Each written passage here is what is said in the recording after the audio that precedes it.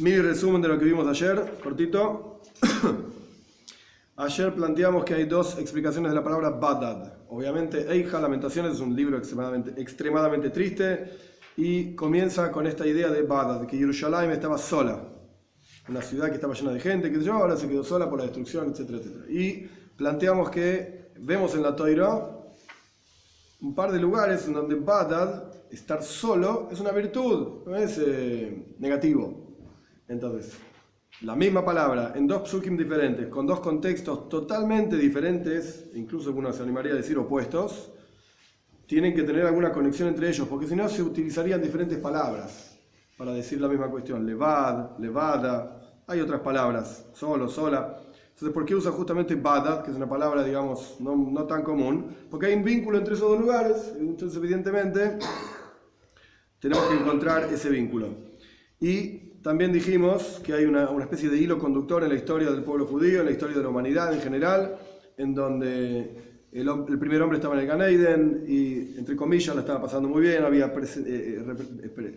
estaba revelada la presencia de Dios, el primer hombre peca, es echado del Gan Eden, y así vemos como subiendo y bajando constantemente a lo largo de la historia, el pueblo judío en Mitzrayim, en Egipto, salimos de Egipto, recibimos la Toira, el pueblo judío con las dificultades para entrar en Eretz Israel y para conquistar Eretz Canaan y convertirla en Eretz Israel, y después construcción del Beis Hamikdash, después de todas esas dificultades, después destrucción del Beis Hamikdash, dificultades, Nebuchadnezzar, Babilonia, el exilio, etc.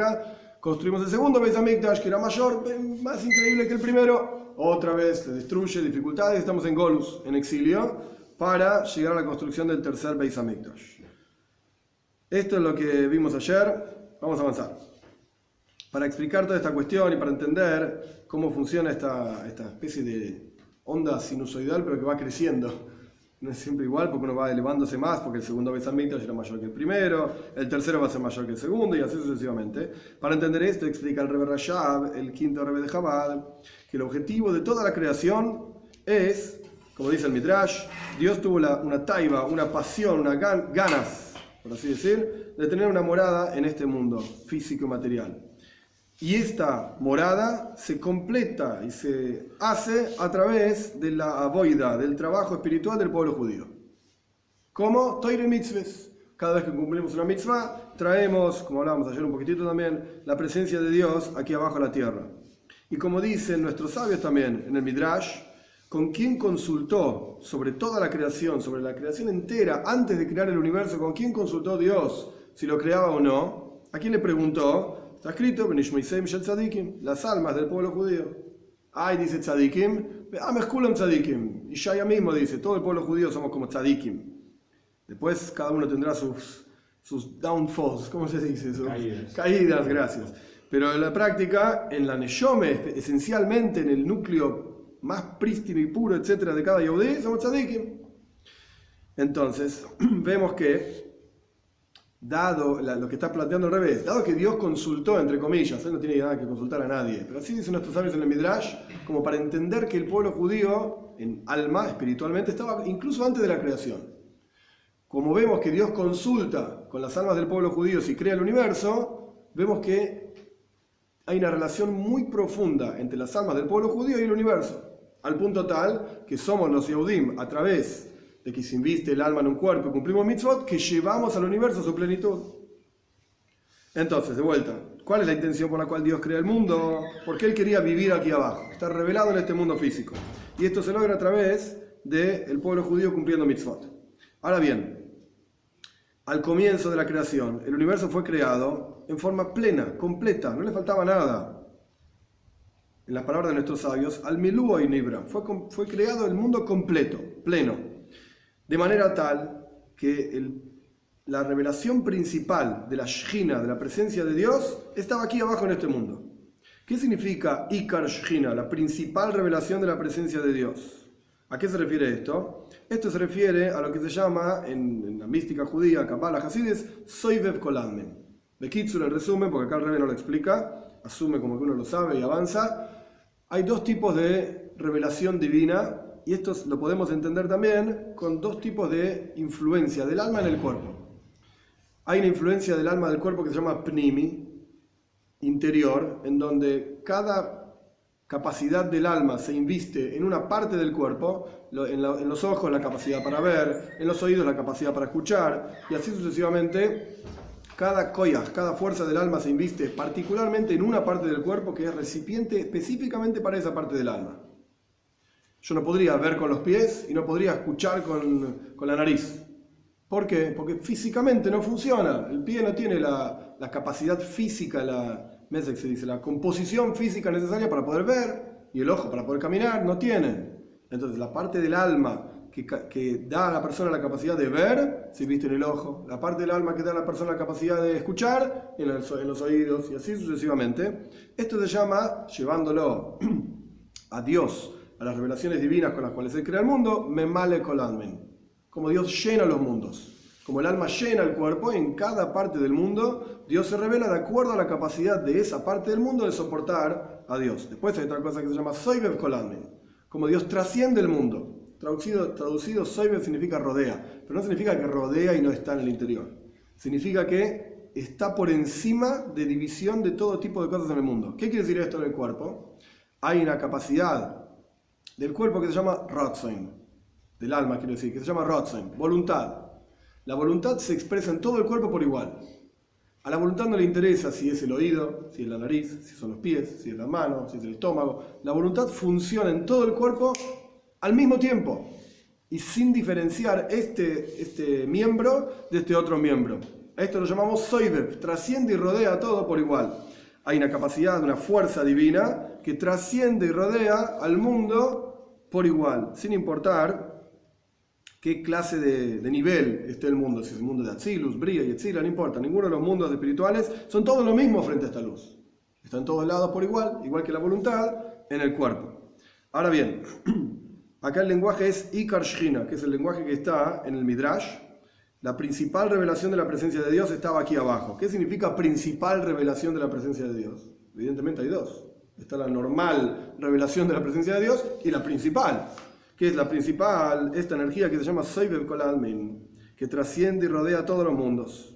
Porque la palabra Shechina implica la luz que llena a los mundos. Porque la palabra Shechina significa Shoigenes, Mislabeshes, reside, se inviste. La palabra misma Shechina, que la gente en general traduce como la presencia de Dios, te indica que hay una presencia de Dios que llena al mundo, como el alma llena al cuerpo, en el ojo la capacidad de ver, en el oído la capacidad de escuchar y así sucesivamente. Hay una revelación divina que llena al mundo. A cada parte del mundo, la energía que esa parte del mundo es capaz de soportar de Dios.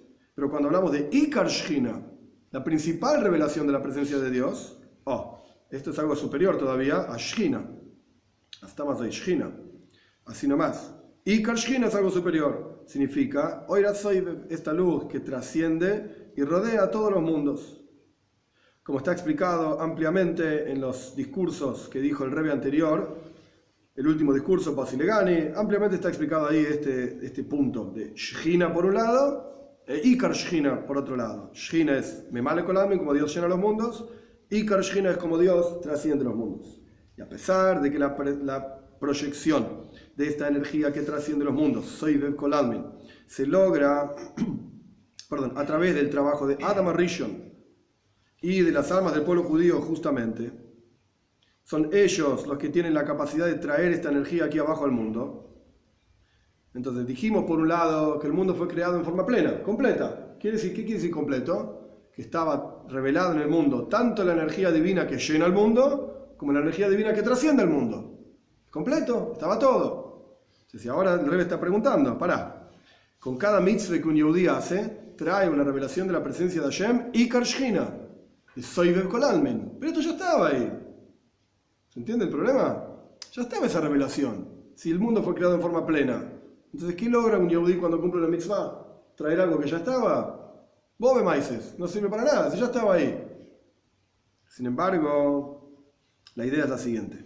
Inmediatamente desde el comienzo de la creación, el mundo fue creado en forma plena, es decir, no que estaba Ikar Shechina en la práctica, no que la principal revelación de la presencia de Dios, Soibev Kol Almin, como Dios trasciende el mundo, estaba en la práctica concreta revelado en el mundo, porque esto se hace a través del trabajo del ser humano, del hombre, justamente, sino que el mundo fue creado en forma tal que estaba muhshar, apropiado y listo para que se revele esta presencia de Dios principal. Ahora explico esto. Y en la práctica, la revelación es a través de Avoida, a través del trabajo del Yehudí. Entonces, hay dos formas de ver el universo. Una forma es, decimos, la Torá dice al comienzo de la creación, Asher bara Elohim la asois, el final del primer capítulo de Breishis. Dios creó para hacer. Así está escrito. Preguntan nuestros sabios, ¿hacer qué? Asher bara Elohim, punto. Dios creó otra cosa. ¿Por qué la asois? Para hacer. Explica Rashi de nuestros sabios, le saquen, para reparar. El mundo fue creado de manera tal que nosotros tenemos que repararlo. Pero es justo una contradicción de lo que acabamos de decir. El mundo fue creado en forma plena. Entonces, ¿qué es lo que hay que reparar? Y la idea es la siguiente. Dios creó el mundo de manera tal que está listo para que cuando un yehudí hace una mitzvah, trae la presencia de Dios al mundo. Entonces, no es que el yehudí tiene que reparar el mundo, corregir el mundo. Ahora vamos a ver que no es tan pashut, pero paciencia. Esto es la diferencia entre antes del pecado del hombre y después del pecado del hombre, en el Gan Eden. Pero el punto es, el mundo fue creado de manera tal que está listo para que uno, en cuanto hace una avoida, un trabajo, se revela la presencia de Dios. El mundo está preparado. Esto es lo que quiere decir que fue creado en forma plena. Tiene la capacidad de recibir y aceptar la revelación de la presencia de Dios. Por eso está escrito, Vayaniheu began Eden le Abdo le Shambra. Dios puso al hombre en el Gan Eden para trabajarlo y para cuidarlo. Es decir, que a través de la avoida, del trabajo de Adam Arishon, del primer hombre, en el Gan Eden, se generaba, en las palabras del Maimar, Toisefes Oil Began Eden, una adición de luz en el Gan Eden. El Gan Eden estaba preparado, listo para recibir la presencia de Dios, Soy Beb Kolalmen, pero no estaba en la práctica. Estaba preparado para recibirlo, pero no estaba. Es como quien tiene una radio y no tiene las pilas. Perfecto, la radio está lista para funcionar. Tiene todos los transistores, está todo listo. Bueno, ponerle la pila y va a andar. Va a recibir señal y bla, bla, bla. Pero no está en la práctica. A ver, ¿se escucha algo? No se escucha nada. ¿Le pusiste pilas? Y no. Bueno, ¿qué querés? Ponerle pilas y va a funcionar. Acá pasa lo mismo.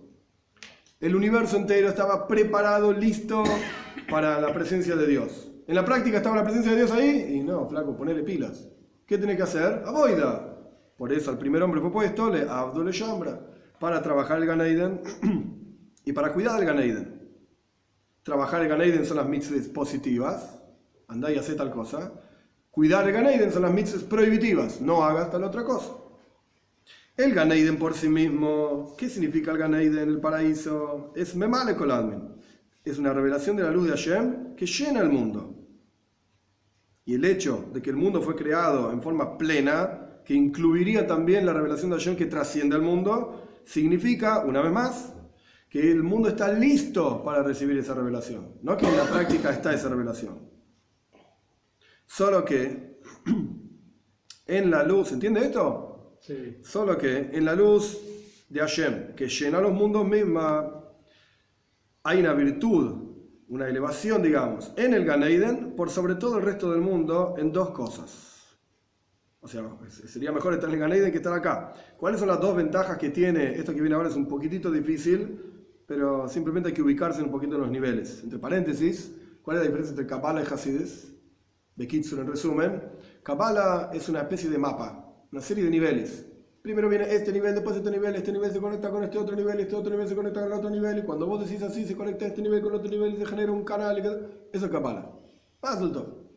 Es el mapa, es lo que hay. Hasidus viene y dice, ¿cómo podés aplicar esto a tu vida particular para mejorar tu relación con Dios, tu relación con el medio ambiente? Esa es la increíble diferencia. Entonces, ahora vamos a ver una serie de niveles, digamos, que se habla en Kabbalah. Esto de Memale Kol Almin y Sobe Kol Almin también se habla en Kabbalah, que nos muestra la diferencia que hay entre el Gan Eden y el resto del mundo. Todo esto está orientado a entender, como yo decía antes, y ayer explicamos ampliamente, que el hombre fue echado del Gan Eden. Entonces, si en el Gan Eden había una avoida, el trabajo era uno en el Gan Eden, un tipo de trabajo, ojo, porque cuando lo echan del Gan Eden, cambió eso. Ya es diferente.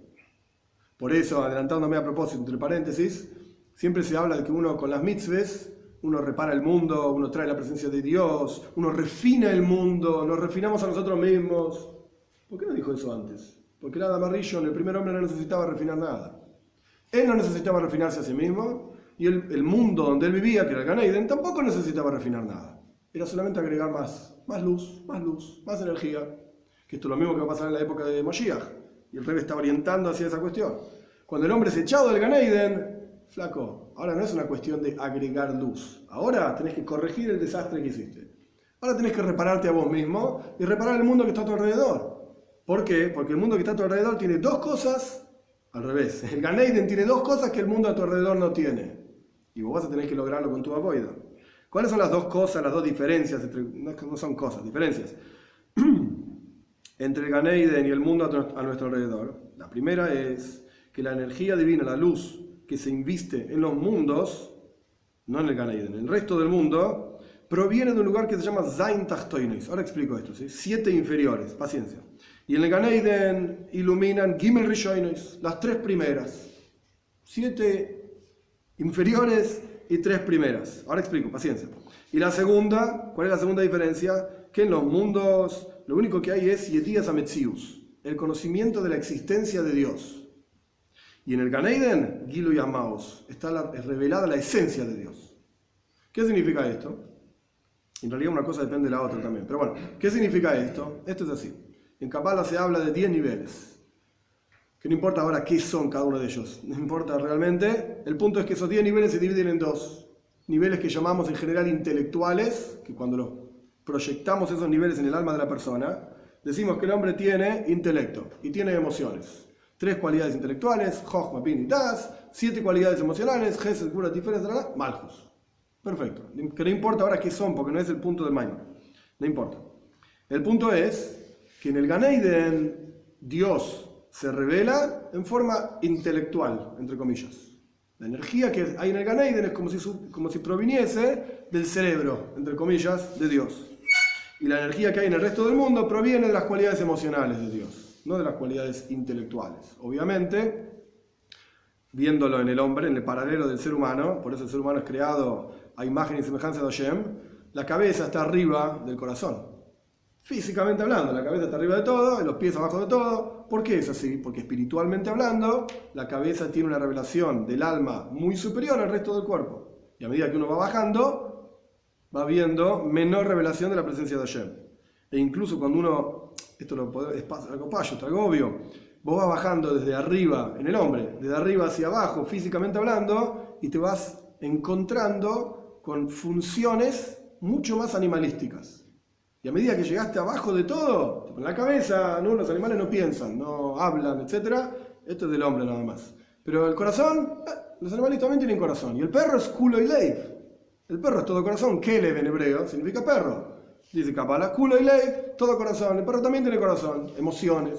Y va bajando y estómago, bueno, también, cualquiera tiene estómago. Y va bajando y caminar, bueno, todos los animalitos caminan. ¿Qué diferencia hay entre mi caminar? Más allá del erguido, no erguido, ese es el punto acá. El punto es que caminamos. ¿Qué diferencia entre mi caminar y el caminar de una rata? La rata también camina. ¿Qué problema hay? Somos iguales en ese sentido. Pero empezás a subir y te empezás a dar cuenta de las diferencias que hay en el ser humano con las demás cosas. Esto es lo que está planteando el Rebbe acá en términos mucho más espirituales y elevados. El mundo a nuestro alrededor recibe energía de los 7 niveles espirituales que se llaman en el alma de la persona emocionales. Y el Gan Eden recibe energía de Hashem de los 3 niveles que en el alma de la persona se llaman intelectuales. Quiere decir que en el Gan Eden hay una revelación divina mucho más profunda en comparación a la cabeza con el corazón. Esto por un lado. Y por el otro lado, ¿qué significa Yedias Ametzius y Yedias Amaus? Yedias Ametzius significa uno entiende la existencia de una cuestión determinada, pero no tiene en sus manos la esencia de esa cosa. ¿Qué quiere decir esto? Todos nosotros probablemente hayamos visto una vaca alguna vez en la vida. Fuimos al campo, acá, allá, tocamos la vaca, estuvimos cerca de la vaca, etcétera, etcétera. Esto se puede entender conceptualmente hablando, que nosotros entendemos lo que es realmente una vaca. La esencia de lo que es una vaca. Con el tamaño que tiene, con el tacto, el sentimiento al tacto, el olor que tiene, el calor, etcétera, etcétera. Lo entendemos claramente, nadie nos tiene por qué detallar y explicar demasiado. Cuando nos dicen vaca, ya sabemos todo el mundo de lo que estamos hablando. Pero si hablamos de Jochma, del mundo de Atzilus, bueno, podemos abrir libros, podemos leer un montón de libros sobre el detalle de lo que significa y cómo es, etcétera, etcétera, pero decir que lo entendemos y que lo tenemos en nuestras manos, no way. Sabemos que existe, ¿ok? Porque los Farim lo hablan, los Mekubalim hablan del tema, Hasidis hablan del tema, perfecto, está. Pero de ahí a decir que tenemos la esencia de eso, no way, no lo tenemos. E incluso hay una frase famosa en Hasidis, para nosotros, el Oilom, el mundo es Bepshitus, es algo obvio, y el Okus, la presencia de Dios en el mundo, es Ishachus, es algo novedoso, es algo que no lo entendemos. No lo vemos, no lo entendemos, no lo sentimos. Y en los mundos superiores es justo al revés. Para los malachim, para los ángeles, el Okus es Pshitus. Dios es algo obvio, lo ven, lo sienten, lo escuchan, etcétera, etcétera. Y el mundo que nosotros vivimos es Hachus, es algo novedoso. Anda a hablarle a un malach de lo que es una vaca y el malach no entiende. ¿No entiende lo que es una vaca? Un animal que pesa como no sé cuánto y mide no sé cuánto. Y tiene... El malach no entiende, el ángel no lo entiende. Digo, ok, si los seres humanos dicen que existen las vacas, bueno, existirán las vacas. Y me lo definís, y me lo explicás, y me lo describís, pero no lo entiendo. Eso sí es Díaz Ametzius. Entonces en el Gan Eden lo que está presente es Gilu y Amaus, la revelación de la esencia misma de Hashem. Él, por así decir. Que entre paréntesis no es la esencia de Hashem en el Gan Eden, no importa. Pero sea como fuere, se entiende a Dios en forma obvia. Aquí abajo, no, acá lo que tenemos es, en este mundo, lo que tenemos es Díaz Ametzius. Podemos hablar de Dios, podemos pensar sobre Dios, meditar en Él, etc. Pero en tenerlo, digamos, entre las manos, no es así. Sin embargo, todo esto, ¿se entiende? Todo esto, siguen con la inhibición de... la cámara. Si no hay preguntas, o porque no se entiende nada, o porque están dormidos, o porque... Está muy clara la explicación. Sin embargo, todo esto, que es el Gan Eden, no deja de ser Memale Kol Almin, como Dios llena el Gan Eden. Como siempre hablamos, es un tema recurrente que ya lo hablamos muchísimas veces, si uno sirve a Dios por el Gan Eden, en realidad está sirviendo a algo que no es ni siquiera Dios, no es la esencia de Dios, por eso yo dije anteriormente que no era Mamesh el Gan Eden, la esencia de Hashem. Estás sirviendo a Dios por un beneficio que Él te va a dar a vos, por el Gan Eden. No es Dios, es el Gan Eden, es la expresión de Dios en el Gan Eden, pero no es Él. No es el servicio a Dios adecuado. Entonces, a pesar de que el Gan Eden es muy superior a este mundo, en estas dos cuestiones, de la luz que se inviste en el Gan Eden viene de un lugar más elevado, Gimel Rishonim, las tres primeras, y que en el Gan Eden se ve, está revelado a Hashem mismo, y en este mundo no deja de ser todo esto como Dios llena el Gan Eden. Y como está escrito, que Dios lo puso al hombre en el Gan Eden, le Abdo le Shombra, para trabajar el Gan Eden, para cuidar el Gan Eden. ¿Qué significa? Para revelar en el Gan Eden, soy Bev Kol Almin, como Dios trasciende el mundo, esa revelación superior a Memale Kol Almin, que es el concepto que ya mencionamos, Ikar Shechina, la revelación principal de la presencia de Dios, que en el Gan Eden no estaba. El Gan Eden estaba preparado para recibirla, pero no estaba presente. Sin embargo, incluso, y acá empezamos a subir un poquitito de nivel, incluso esa revelación en el Gan Eden y ese trabajo en el Gan Eden del hombre, etc., no es nada en comparación al trabajo de un Yehudí después de la entrega de la Torá. O sea, el Yehudí, tras el evento fantástico, etcétera, etcétera, de la entrega de la Torá, tiene mayor fuerza su trabajo que el de Adam Arishon en el Gan Eden, el primer hombre en el Gan Eden. ¿Cómo sabes? Como dicen nuestros sabios al respecto de los preceptos que cumplían nuestros patriarcas, Abraham, Isaac y Jacob, que eran reijois, eran como el rey, era solamente el aroma de una mitzvah, no era la esencia. Hay un paso que en Shir Hashirim, de Reach Shmaneja Toivim, Shemen Turak Shemeja. Tu aceite tiene un aroma muy rico, le dice tipo el hombre a ella, tu aceite es aceite vertido. Entonces, por un lado está el aroma del aceite, y el aceite propiamente dicho. Las mitzvot de nuestros patriarcas eran como el aroma nada más, no era la cosa misma. Y las mitzvot nuestras son la cosa misma. Y a pesar de que esto está escrito al respecto de nuestros patriarcas, Abraham, Isaac y Jacob, y aparentemente no tiene que ver con Adam Arishon, en realidad se aplica a todo lo que vino antes de la entrega de la Torá. Porque antes de la entrega de la Torá había un decreto de que el mundo espiritual no tenía vínculo con el mundo material, y el mundo material no tenía vínculo con el mundo espiritual, ni de arriba para abajo, ni de abajo para arriba. Entonces, evidentemente, Adam Arishon, el primer hombre, también estaba en el mismo nivel, digamos, en este aspecto que los patriarcas, que sus mitzvot eran reijes, eran el aroma de una mitzvah, no la mitzvah propiamente dicha. Y a pesar de que el primer hombre fue mandado, y es por eso que en realidad también tenía esta virtud de Metzube Oise, que fue mandado a hacer y él hacía, por lo menos fue mandado 6 mitzvot, como explican nuestros sabios, que son la fuente de las 7 mitzvot de Bnei Noach, después a Noach se le da otra más. El hombre fue mandado 6 mitzvot. Este mandato de Dios al hombre, como era antes de la entrega de la Torá, no es igual al mandato que Dios da al pueblo judío después de la entrega de la Torá. Era otra cosa. ¿Estamos? E incluso, de acuerdo a lo que está explicado en el discurso sobre el cual está basado este discurso, que la avoida, el trabajo de Adam Arishon, era superior, el primer hombre en el Gan Eden, era superior al trabajo de los patriarcas. Porque al fin y al cabo, Adam Arishon, el primer hombre, era la formación de las manos de Dios, Yetzir Kappa, y estaba en el Gan Eden, que ya dijimos que el Gan Eden es superior al mundo donde vivía Abraham, Isaac, Jacob, etc. Entonces, aparentemente, el primer hombre tenía una virtud por sobre los patriarcas. Sin embargo, también está explicado en ese mismo lugar que tanto el trabajo del primer hombre como el de los patriarcas, a pesar de que el primer hombre era superior en este sentido a los patriarcas, no es nada en comparación al trabajo de Shemen Turak Shemeja, tu aceite propiamente dicho, es decir, la proyección de la presencia de Dios en este mundo posterior a la entrega de la Torá. En otras palabras, con un Yahudí poniéndose tefilin acá, ahora, en este mundo, es superior a Abraham Avinu. Pero Abraham Avinu, toda la virtud que él tenía, el monoteísmo, Yitzhak y Jacob, todo lo que quieras. Yo vivo después de la entrega de la Torá. Él vivió antes de la entrega de la Torá. Esto ya marca un corte, digamos, impresionante.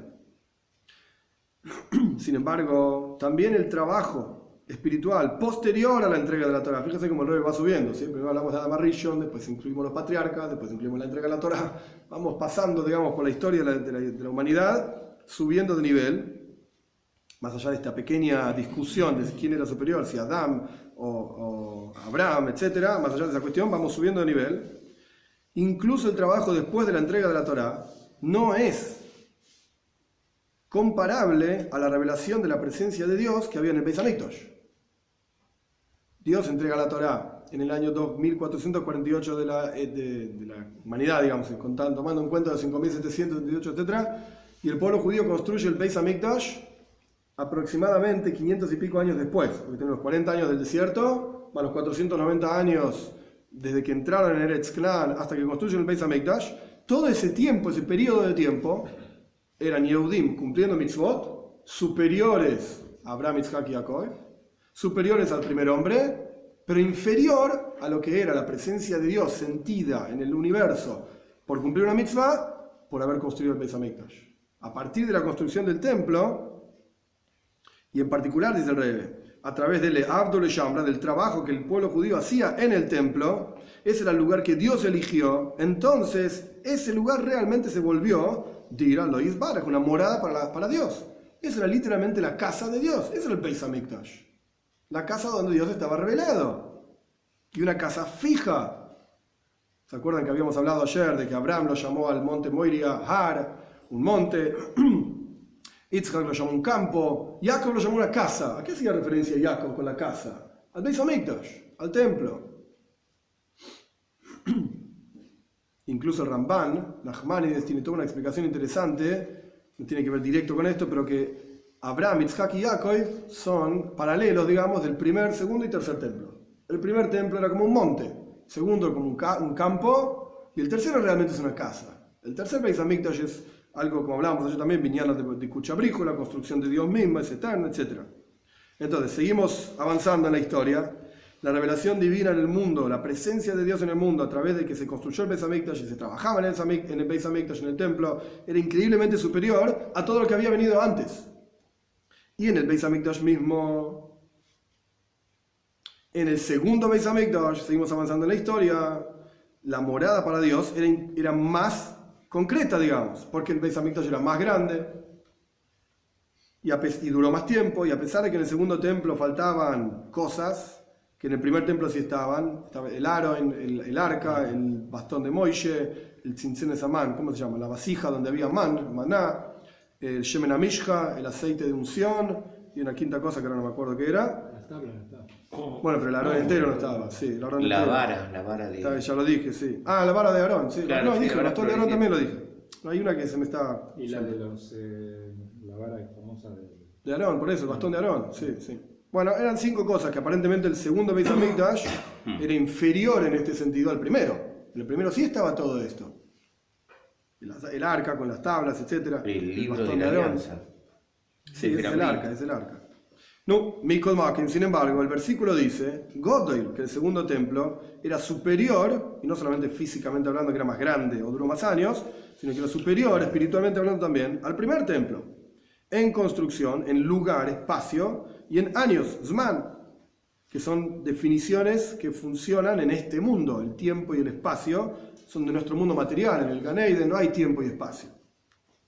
Es decir, desde la perspectiva misma del mundo, el segundo templo era superior al primer templo.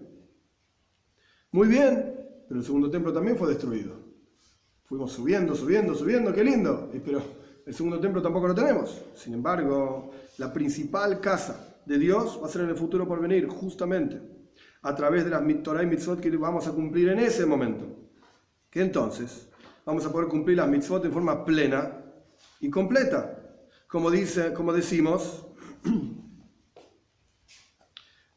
en el rezo, el Musaf, lo decimos en Shabbos, lo decimos en Yom Tov. Ahí, cuando se construya el tercer templo, y esto es lo que hablábamos ayer también un poquitito, parece que después de la clase, ahí vamos a poder cumplir las mitzvot de Hashem como vos realmente querés. Porque ahora no es como realmente querés. Que es lo que hablábamos ayer. Hoy te pones tefilín y no ves nada, no ves revelación de la presencia de Dios. Estamos estudiando Torah. Imagínense. No, está escrito que toda persona que estudia Torah, Akadosh Baruj Hu koire v'shoine kenegdoi. Dios está con vos, al lado tuyo, estudiando Torah. Mames, acá al lado tuyo de cada uno de nosotros, estudiando Torah. ¿Alguien lo siente? Guarda, que si te mueves mucho le empujas a Dios. ¿No? Pero está escrito, y eso sí, tenemos fe, emuna, todo el pueblo judío somos creyentes, hijos de creyentes. Fantástico. ¿Pero lo sentimos? No. Entonces no es que mitzvah retzoineja, no es lo que Dios realmente quiere. Él quiere que nosotros lo sintamos a Él, que lo podamos percibir, entre comillas, tocar, hablar, charlar, etcétera, etcétera.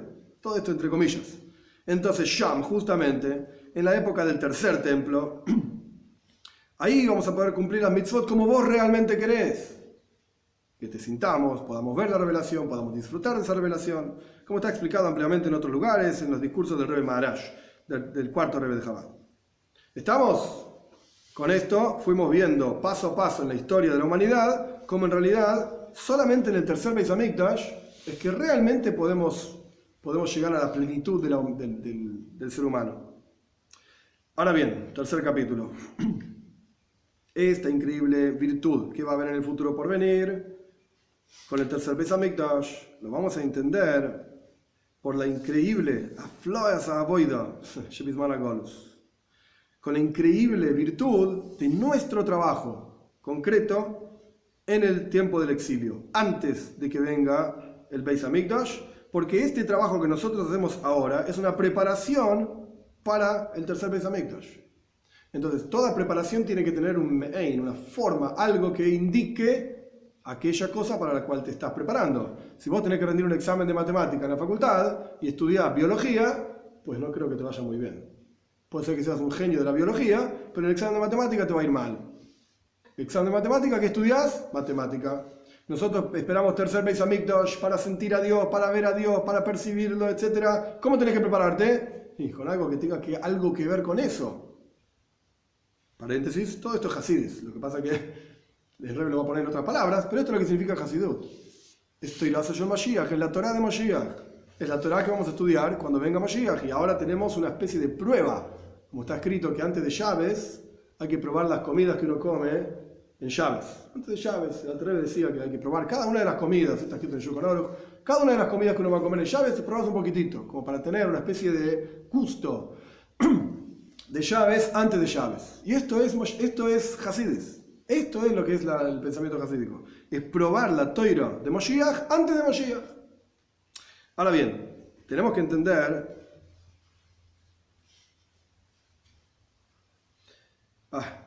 No, hay que entender, el Rebbe está hablando del Tisha B'Av, que no era Tisha B'Av, no era ayuno, era llaves, Tisha B'Av. Y de vuelta, como hablábamos ayer un poquitito también, tenés dos formas de entender Tisha B'Av. Una es, no, anda a llorar y sufrir, dormir en el piso y la piedra con la cabeza, qué sé yo, como hablábamos antes. Esa es una perspectiva de Tisha B'Av. Todo el sufrimiento, y otra perspectiva de Tisha B'Av, que lo que está planteando el Rebbe acá, es, fíjate el koyach, la fuerza que tenés en tus manos, que vos, a través de que cumplas una mitzvah, como dice la Gemara, lo trae el Rambam también, tenés que ver siempre al mundo como balanceado, una buena acción puede traer Yeshua, salvación, y puede traer Moshiach para todo el mundo, una acción, un pensamiento. Entonces vos tenés siempre dos perspectivas para ver las cosas, como el medio vaso vacío, medio vaso vacío, sí, medio vaso lleno. Podés enfocarte en lo terrible que estamos, es verdad, pero podés enfocarte en la increíble fuerza que tenemos cada uno de nosotros. Y esto es lo que va a explicar el Rebbe ahora. Es sabido lo que dice el Alter Rebbe en nombre de Baal Shem Tov al respecto de un paso que en Teilim, Ken Bakoidesh Hazizijo, Alevai, ojalá, ahora traduzco, ojalá en lo santo te pudiese ver. El rey David está lamentándose, así explica Baal Shem Tov, que cuando él está en el Beis Hamikdash, en el Mishkan en realidad, no tenía Beis Hamikdash, en el Mishkan, en Shiloh, en la ciudad de Shiloh, y estuvo en diferentes lugares, cuando él estaba en el lugar más santo, no sentía la misma sed de presencia de Dios, de conexión con Dios, que cuando estaba en el desierto luchando sus guerras. Que es algo obvio, porque ahí está, perdón, no es algo obvio, dije al revés. Lo que está pidiendo el rey David es, yo quiero, en el momento que estoy en el desierto, quiero estar con vos, Dios. En el momento que estoy con vos, no quiero estar con vos, porque ya estoy con vos, ¿qué tanto lío? Ya estoy saciado de tu presencia. Lo que está pidiendo el rey David es, Ken Bakoidesh Hazizicha. Así explica Baal Shem Tov. Incluso cuando estoy en el lugar santo, en el Mishkan, sirviendo a Dios, quiero sentir la misma sed y el mismo anhelo de conexión con Dios que siento cuando estoy en el desierto. ¿Se entiende? Y como es sabido, la explicación que dice la Toira, y explica a nuestros sabios, que Moshe Rabbeinu, dice la Toira, era el hombre más humilde de toda la humanidad. Y de todos los hombres que jamás existieron y jamás van a existir. Y que en realidad Moishe, su humildad era que cuando vio nuestra generación de Ikvesa de Moshiach, estamos en los talones de Moshiach, ahora mismo con Moshiach, viene Moshiach, que va a haber muchísimas dificultades y ocultamientos y no sentimos la presencia de Dios, etc. Y sin embargo, estudiamos Toira y cumplimos mitzvahs y agregamos constantemente y iluminamos el mundo con la luz de las Toira y las mitzvahs. Este trabajo, nuestra generación, generó a Moishe Anava, humildad. Dijo, wow, yo hablé con Dios, yo traje la Toira de Monte Sinai, yo manejo 600.000 personas, como 3 millones de personas, etc. Obvio que voy a estudiar Toira y obvio que voy a cumplir mitzvahs. Estoy hablando con Dios. ¿Qué duda vas a tener? Nosotros, que no vemos nada y no sentimos nada, etc. Moishe nos vio y dijo, wow, estos tipos cumplen Toira y mitzvahs. Yo soy humilde. Frente a esto yo no soy nada. Y Moishe es Emes, Moishe es real, como dicen nuestros sabios, que Moishe vio Emes, vio la verdad divina. ¿Se entiende de esto? Que realmente es así, que Moishe era humilde frente a nosotros. Evidentemente, hay una virtud, una elevación en nuestro trabajo espiritual, en el tiempo de Golus, del exilio, frente al trabajo de Moishe mismo, porque él era humilde frente a nosotros. Y de esto vamos a entender cuán impresionante va a ser el trabajo que vamos a poder, la elevación divina que vamos a recibir, digamos, en el futuro por venir.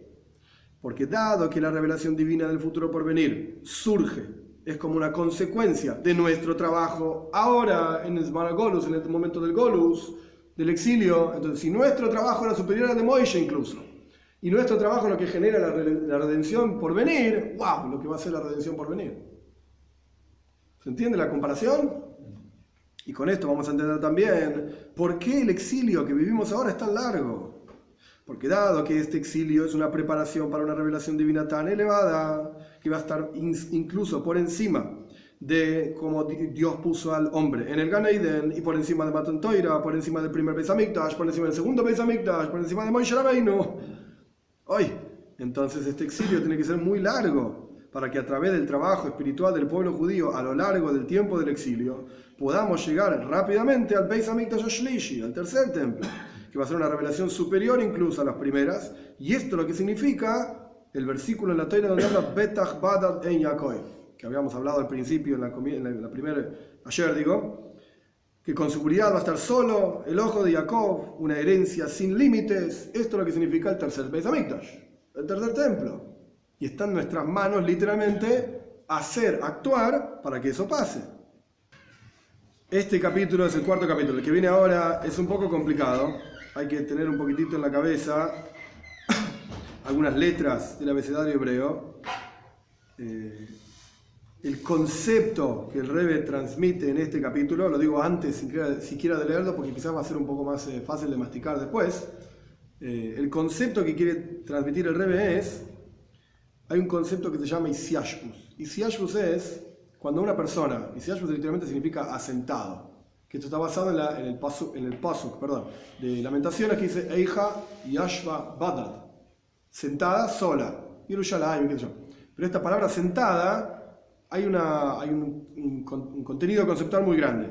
Cuando uno estudia un concepto nuevo en general, cuando uno estudia un concepto nuevo, al principio de su estudio, el concepto no está asentado en la cabeza de la persona. Es algo nuevo, algo totalmente novedoso, estamos hablando. ¿Sí? Idealmente hablando, algo que trasciende, digamos, lo que uno podría haber pensado. Es algo nuevo. Es como si fuera prendido con alfileres. Sí.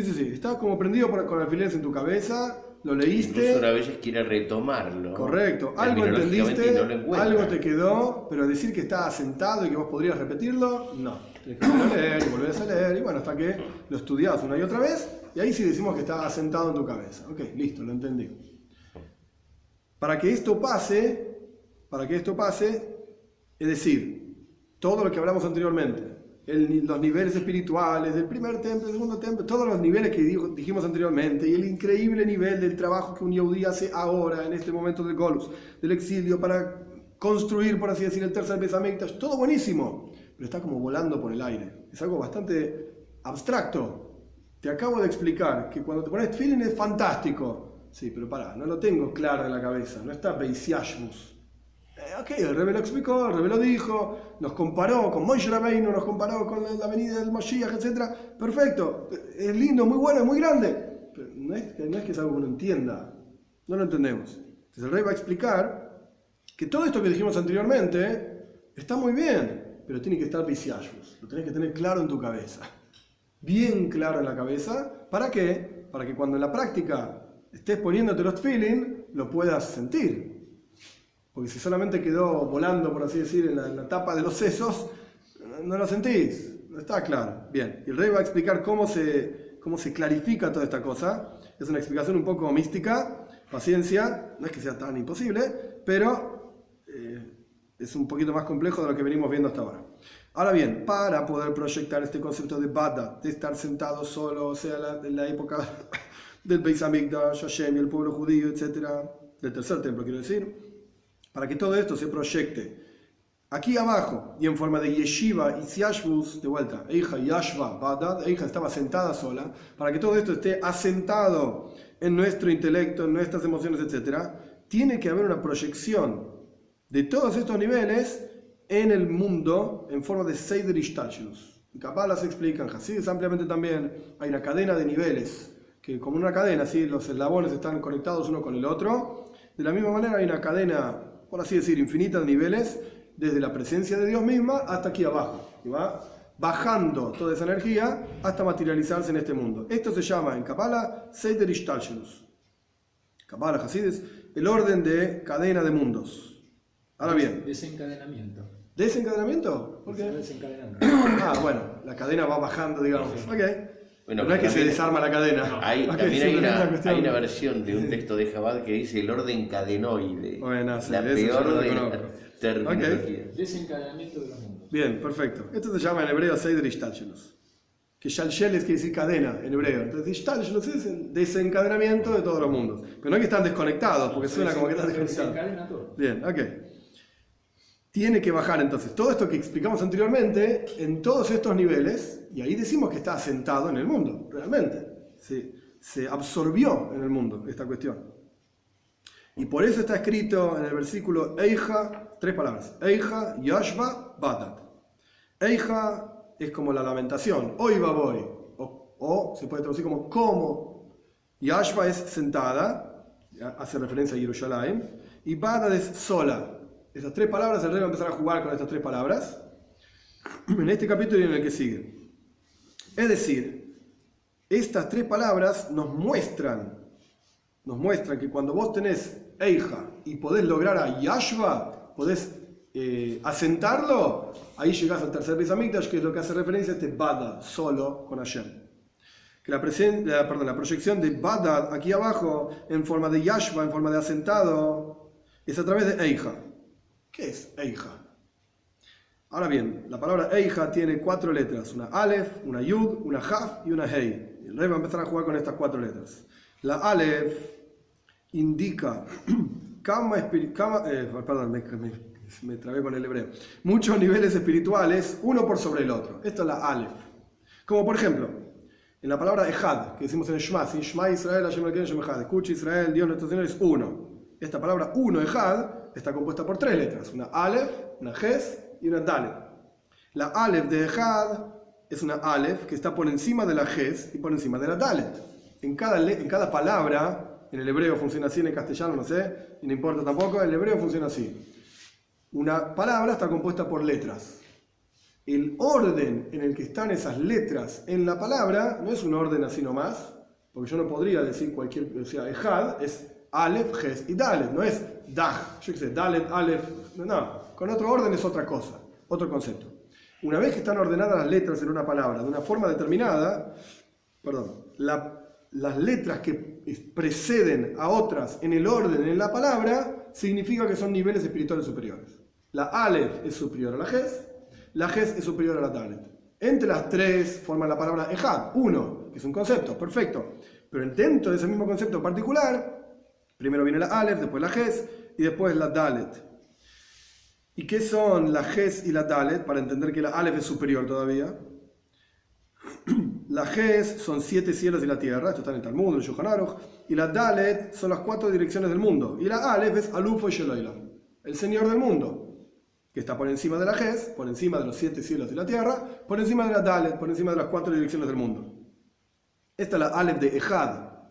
Pero tenemos la Aleph de Eija, es diferente. La Aleph de Eija es una Aleph que viene antes que una Yud.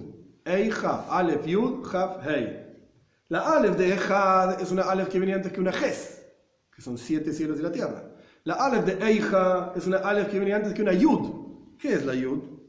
La Aleph de Eija está por encima de la Yud, porque la Aleph vino antes, Eija, en la palabra, como ya expliqué anteriormente, y la Yud hace referencia a las 10 Sefirot.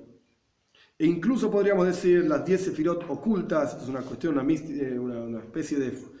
El Ramak hablaba, Moshe Cordovero hablaba de 10 Sefirot ocultas en la presencia de Dios, lo que sea, no importa, no hace al Maimar propiamente dicho. El punto es que la Aleph está por encima de cualquier tziur, forma en la cual Dios se exprese. Las 10 Sefirot, Jochma, Bina, que sé yo, que sé cuánto, hasta Malchus, las 10 Sefirot son expresiones divinas. Dios como sabio, Dios como comprensivo, Dios como entendedor, yo qué sé.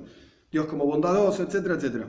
La Aleph trasciende todas esas formas que puede tomar la expresión de Dios.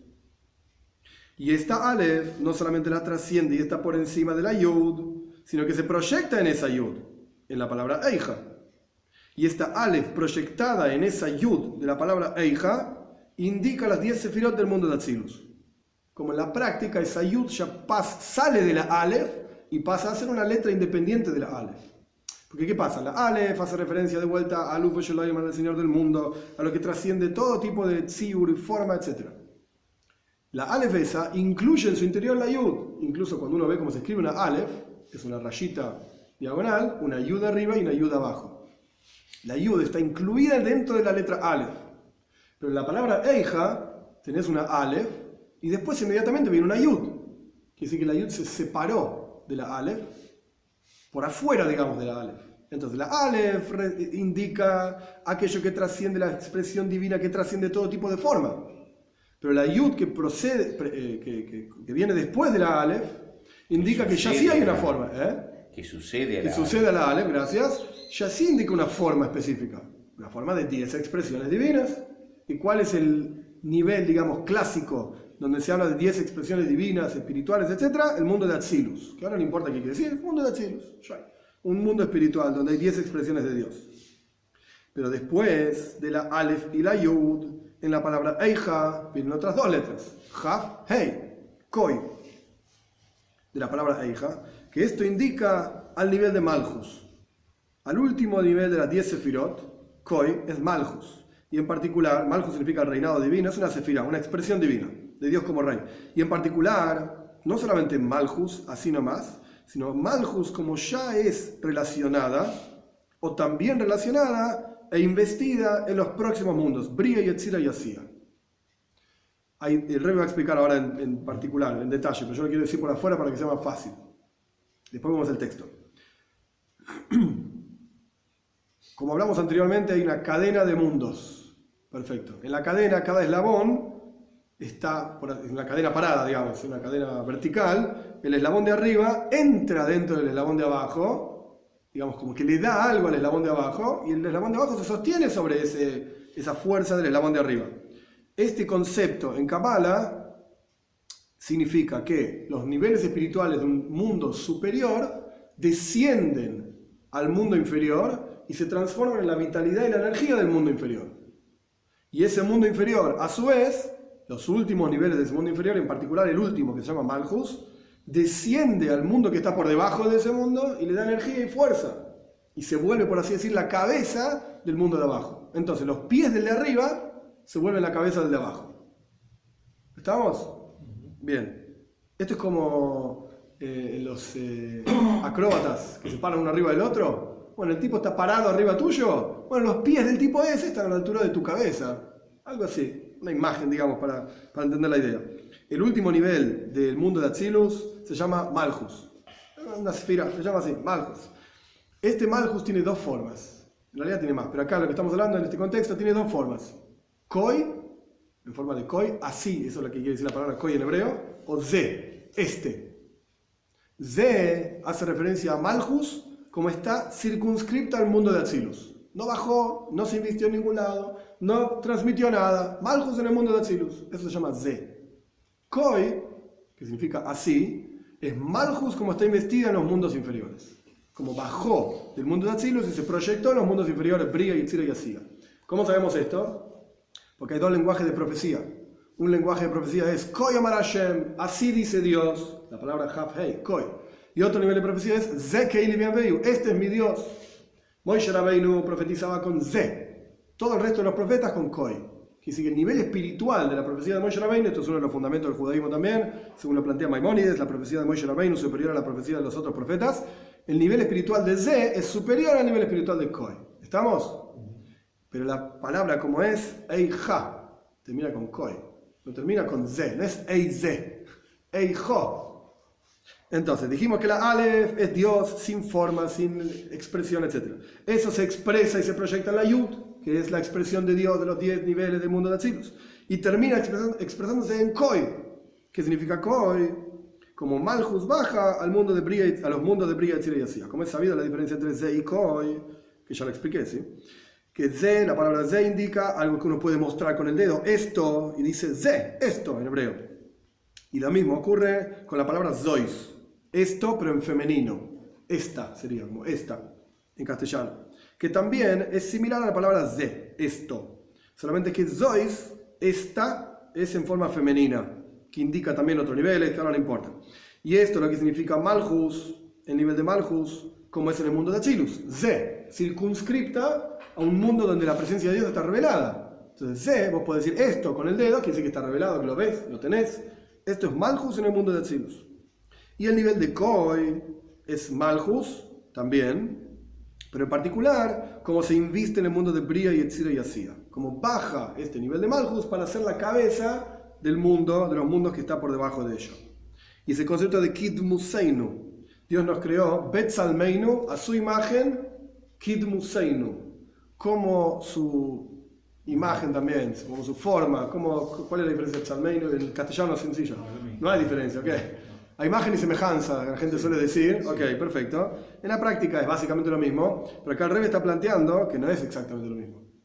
Tselem es en el mundo de Atzilus, donde la presencia de Dios está revelada. Kidmus, como su imagen, con una jaf al comienzo, es una jaf que indica como tal cosa. Kitmuseinu está por debajo del tselem mismo. No es la imagen propiamente dicha de la cosa, sino es como un dibujo, como si fuese un calco, algo por el estilo. Y este es el nivel de Koi. Malchus, como se inviste en el mundo de Bria, Yetzira y Asiya. Y este es el concepto de Eija Yashba Badad. Esto es lo que quiere decir el versículo.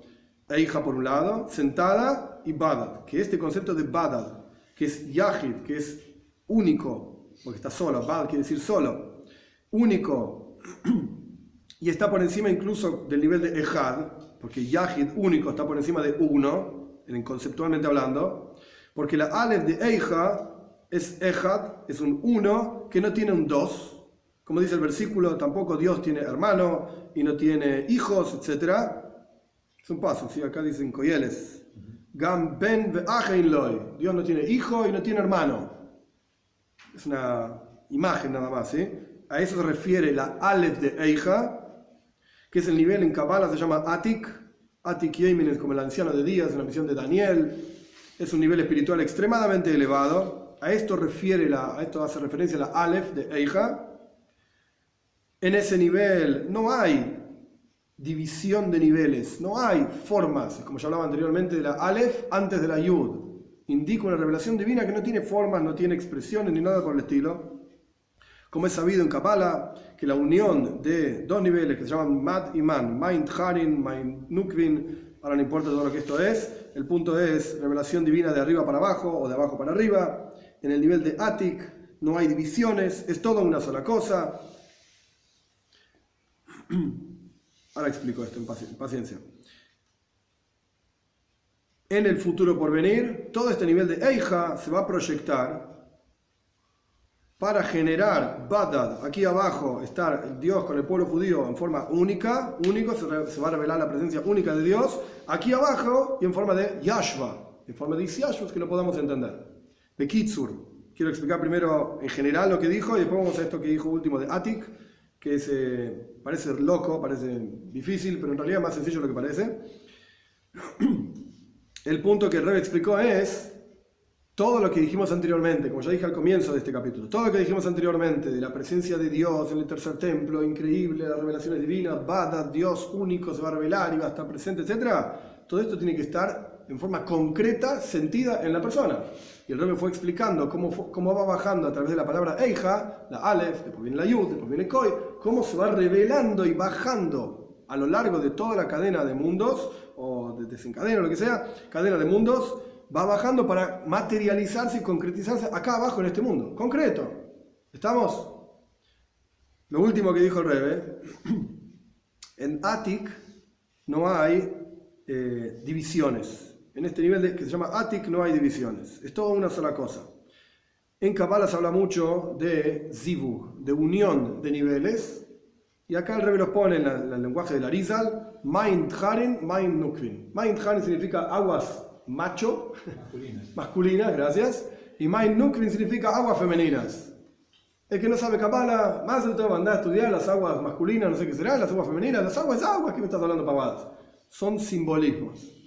Que estos simbolismos implican aguas masculinas es como en revelación divina que viene de arriba hacia abajo, y aguas femeninas es revelación divina que va de abajo hacia arriba, o el acercamiento de Dios hacia el hombre, el acercamiento del hombre hacia Dios. Esto es lo que quiere decir. Bien, en términos sencillos.